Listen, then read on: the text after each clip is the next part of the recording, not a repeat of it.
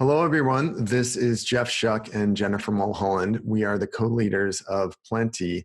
It's Wednesday, March 25th, and we wanted to record a follow-up to a video and a blog post that we wrote last Friday on the 20th about our initial revenue guidance to nonprofit leaders, peer-to-peer fundraisers, and event fundraisers.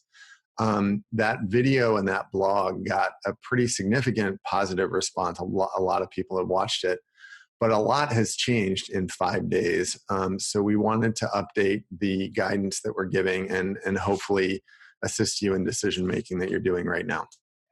So in that blog, we recommended that if you have an event or a peer-to-peer fundraising experience in person that you're planning for, that you should cancel it if it is happening before May 15th. We strongly urge you to revise that, and we're revising that recommendation given what we're seeing in terms of other large organizations that Jeff's going to mention here in just a minute, taking the lead at canceling or postponing large gatherings.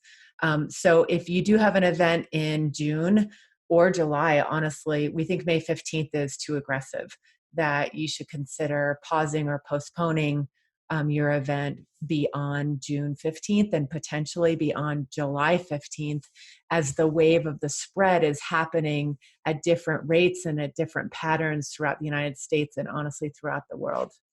Yeah, that's one of the things that I think is clearer than it was on Friday, is that there's different epicenters of this. And obviously right now, as we speak, New York City is getting hit extremely hard. That is forecasted to kind of ripple out to other parts of the country. So May 15th just feels a little too soon now. And on Friday, it seemed very practical. I think the other big thing that Jen's mentioning that's happened between today and last Friday is that the Olympics decided to postpone for a year. And that affects you in a couple different ways. You know, your donors, constituents, participants are watching that, right? So now they're getting that message that there isn't really a lot of confidence in participating in a July event. So that affects, I think, their mindset. But the other part of that is one of the things that contributed to the Olympics canceling, as you look at that story, is actually athletes themselves saying, one, we don't feel like it's safe to train. Two, we want to model good citizenship and be inside. And three, we don't have time to train. And that's relevant, particularly if you're on the peer-to-peer or event fundraising side, thinking through, well, my event's in July, but if people can't really go outside to start training and can't reach out to their peer group to fundraise until June, that's really gonna potentially hobble your event significantly. And this underscores the need to engage with your community, because any peer-to-peer event is really person to person. We talk about it at Plenty. It means connecting passion to passion. It's communities of shared care. And so when we're planning an in-person event, we need to think about how creative we can be to serve the immediate need. So now more than ever, it's important to engage our community, and it invites us to question, how are we talking to our community? Who is listening? Who are they? And what do they need right now? Are we doing a good job assessing their need? How are we asking? And do we have an engaged community to extract the immediate needs, the immediate ways that they are asking for help, that inspires an insight and creates a new way for us to respond to their help. So there's a huge opportunity that we have to look at, how are we stewarding our community? How are we asking our constituents? And that means our staff. It means our board. It means our leaders, our managers. It means the people on the front line, the event planners. Like, what do they need now? Not just in the context of the initiative of your cause sector and of your organization, but personally, what do they need? And that will help create some ideas about how to best respond.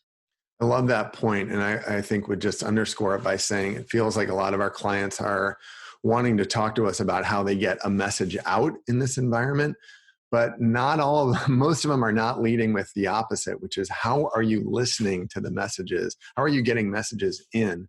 So the idea of listening right now to our constituents, listening first and taking their temperature is extremely important. And again, that's the relevance of the Olympics. Even if you're saying, I don't even have a physical activity at all, it's another message point that's going to the public that's telling them to slow down. And you want to be in step with that. You want to be responsive. We're going to keep this advice updated because the situation is changing rapidly, particularly the economic situation, which many of you are asking about. What are we thinking? I think right now it feels like we feel pretty pessimistic for the next couple quarters and then very optimistic past that. But we're watching to see what happens with the stimulus package and some other things economically that are finally moving. So I think maybe we'll stop there for now. Jen, do you have anything else to add? I do. I think just as a reminder to take this pause as an opportunity to pull back perspective and reflect and really use the tools that are at your fingertips to extract the need of your group, of your community. So there's polls on Facebook you can be using. There are SurveyMonkey surveys and other tools that you can use to ask simple, clear questions that can help show how much you care, and it can help give you information on how best to respond to your people. So the opportunity to deeply listen, we like to say it plenty, with nothing on your mind, with a fresh clean Yeah, canvas, so that we're not making assumptions of what we think our community needs, but we're really asking and listening so that we can best respond, is most important now as we lead up to event seasons and other ways we're going to connect people physically in person that was a down the great road. point. Great point. Yeah. It just could be that you have to clean sheet the entire strategy. We have lots of resources on our site, including, since you brought that up, I'll mention Meridian, which is a strategy process we use for social impact companies and nonprofits. And it just is a way of kind of saying, we got to hit reset and start over.